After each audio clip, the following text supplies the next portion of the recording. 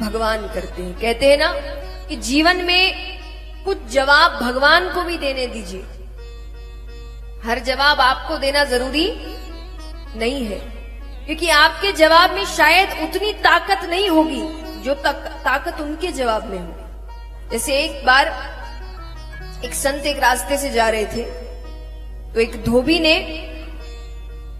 बीच रास्ते में ही, उस रास्ते से शायद ज्यादा आना जाना नहीं होता होगा, उसी रास्ते में जमीन पर ही अपने कपड़े सुखाने के लिए रखे थे बिछाकर।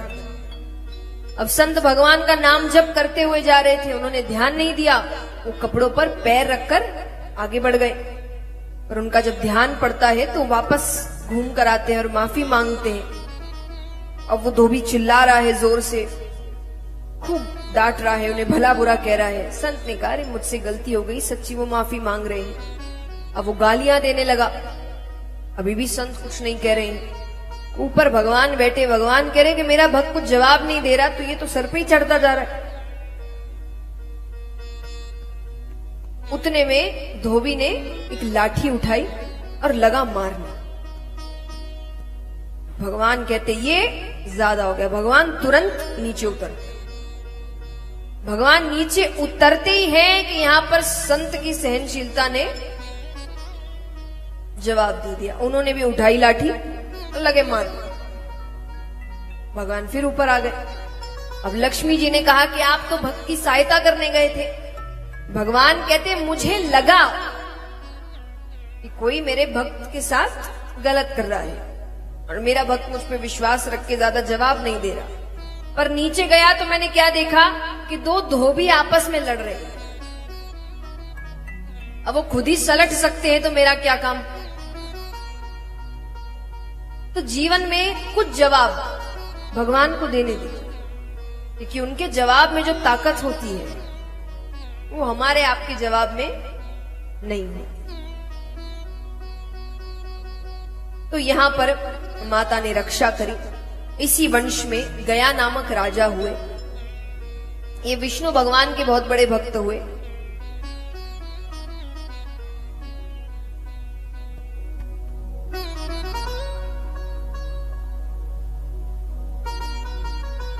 ये विष्णु भगवान के बहुत बड़े भक्त हुए।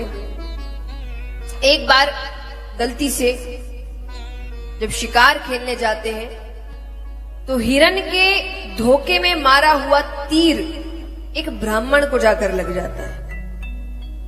शांति से सब बैठ जाएं। जो आगे बैठे हैं उनसे अनुरोध है कृपया शांति से बैठे और आगे से आना जाना ना करें। सभी से अनुरोध है कृपया आगे से आना जाना ना करें। जिनको आना जाना है वो पीछे से जाए।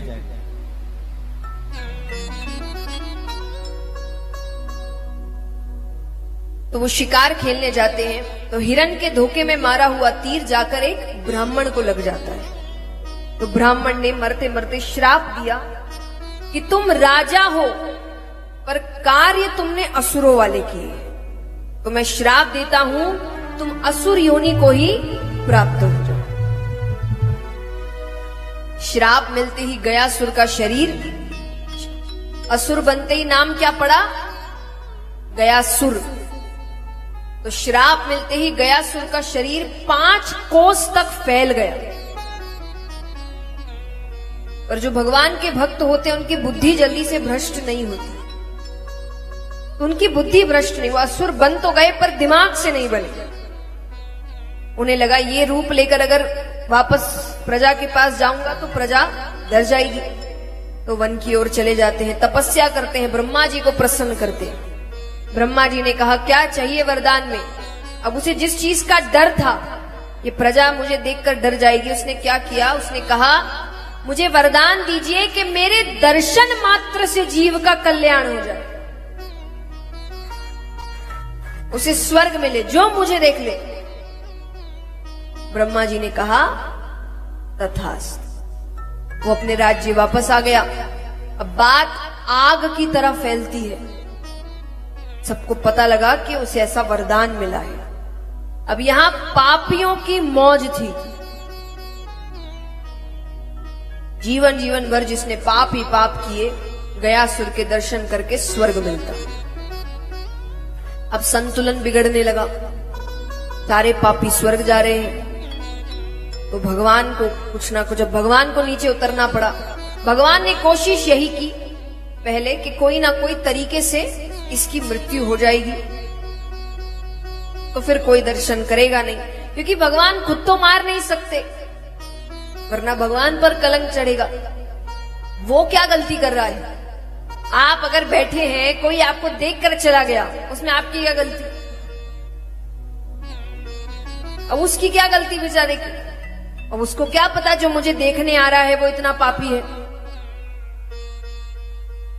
तो भगवान ने क्या किया? भगवान जाते हैं, भगवान ने कहा अब यहां पर एक चीज तो है कि गयासुर को इतना तो पता है कि उसके अंदर कितनी शक्ति आ गई है, उसके दर्शन मात्र से जीव का कल्याण हो रहा है, वो इतना पवित्र हो गया है। तो यहां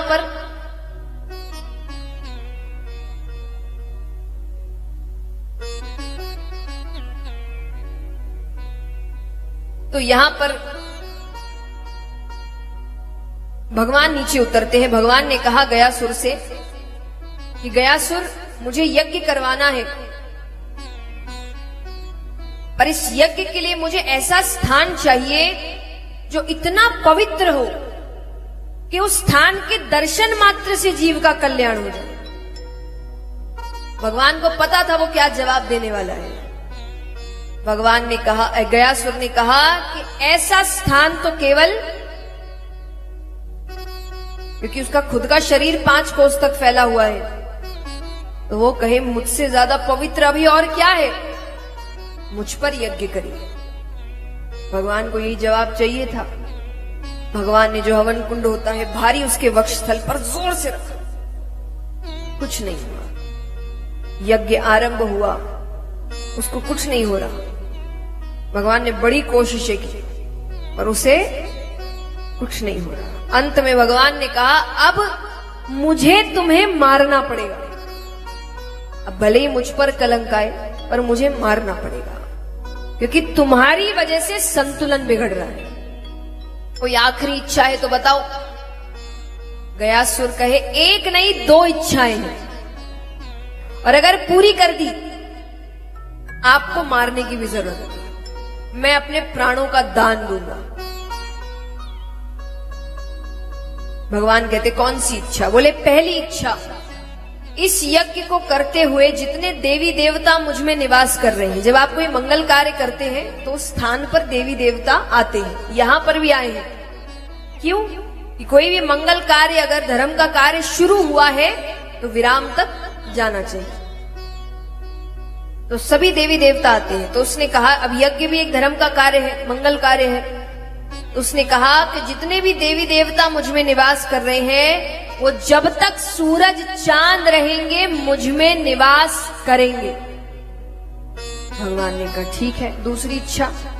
बोले, दूसरी इच्छा, ऐसे तो श्राद्ध इत्यादि कराने से मुक्ति मिल जाती है, पर अगर कोई ना करा पाए, सामर्थ्य ना हो, तो मेरे धाम में आकर कोई इतना भी कह दे कि हे प्रभु, मेरे पितरेश्वरों को मुक्ति प्रदान करिए, तो आप उनके पितरेश्वरों को मुक्ति प्रदान करेंगे। बोलिए श्री गया धाम की। भगवान ने दोनों इच्छाएं पूरी की, इसीलिए गया जी की इतनी महिमा है। उस स्थान को वरदान प्राप्त है कि वहां जीव अगर बस खड़े होकर इतना भी कह दे कि मेरे पितरेश्वरों को मुक्ति दीजिए, तो भगवान देते हैं। तो यहां पर गयासुर ने अपने प्राणों का दान दिया, अपने शरीर का दान दिया। दान कोई भी हो, बहुत विशेष फल देता है। आप कहते हैं ना कि दान तन मन धन, किसी से भी करो आपको फल प्राप्त होगा, क्योंकि दान के माध्यम से आप किसी और की सहायता कर रहे हैं। भगवान को कहते ना, भगवान को अगर प्रसन्न करना है तो भगवान के भक्तों की सहायता करो, वो प्रसन्न हो जाएंगे। ये सबसे सीधा रास्ता है भगवान को प्रसन्न करने का। अपने जीवन को हम जितना जीना चाहते जरूर जिए। मैं किसी से नहीं कहती वैराग्य ले लो, कुछ सब कुछ करो, पर उसके साथ आपके जीवन का एक उद्देश्य ये भी होना चाहिए कि मेरे माध्यम से किसी और की सहायता भी होनी चाहिए, क्योंकि यही है जो कर्म आपके साथ जाएंगे। जैसे मान लीजिए यहां कितने हैं जो साल में या 2 साल में एक ना एक बार कहीं ना कहीं परिवार के साथ घूमने जाते हैं? हाथ उठाना, कौन कौन जाता है? जाते हैं, बड़ी तैयारियां करते होंगे। तो क्या क्या करते बताइए? सबसे पहले क्या तैयारी करते हैं? हाँ,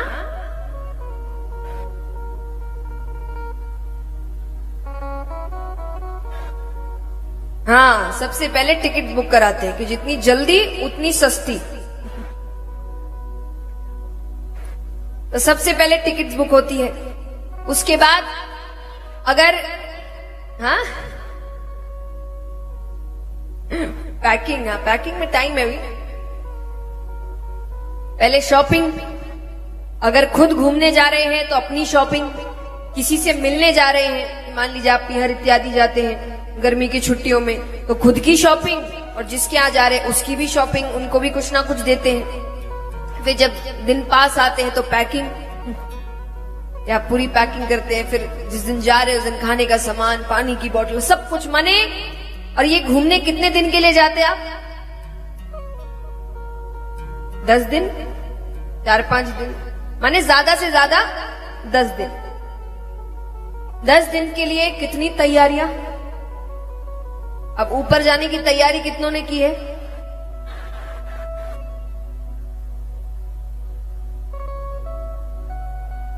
वहां ये ट्रेन की टिकटें, फ्लाइट की टिकटें काम नहीं आती, वहां पुण्य की टिकट काम आती है। कितने पुण्य किए हैं, कितने अच्छे कर्म किए हैं, कितनी लोगों की सहायता करी है, ये टिकट है वहां की। हाँ, कुछ नहीं बोलता। यहीं पे अकाउंट खुल रहा है, यहीं पे पूंजी जमा करनी है और उसको ऊपर लेकर जाना है। तो वो पुण्य अगर होंगे आपके अकाउंट में तो आपको या तो स्वर्ग या भगवान का धाम मिलेगा, नहीं तो चलो नरक। तो इसीलिए सहायता करिए। दुनिया वालों को, जो आप कोई काम के नहीं है, उनको खुश करने में कुछ नहीं रखा है। कहते हैं ना कि एक सेठ जी थे, उनको लगता था कि पूरा गांव उनसे बड़ा प्रेम करता है। क्यों? क्योंकि सेठ जी की बिल्ली मरी। कौन मरा? उन्होंने एक बिल्ली पाल रखी थी, उसकी मृत्यु होती है तो उन्होंने बैठक रखवाई कि सेठ जी की बिल्ली मरी तो पूरा गांव आया, कि सेठ जी की बिल्ली मरी तो पूरा गांव आया, और सेठ जी मरे एक भी नहीं आया। ये दुनिया है, यही दुनिया के रिश्ते हैं। इसीलिए इन सबको खुश करने में कुछ नहीं रखा। खुश करना है तो इसको करो।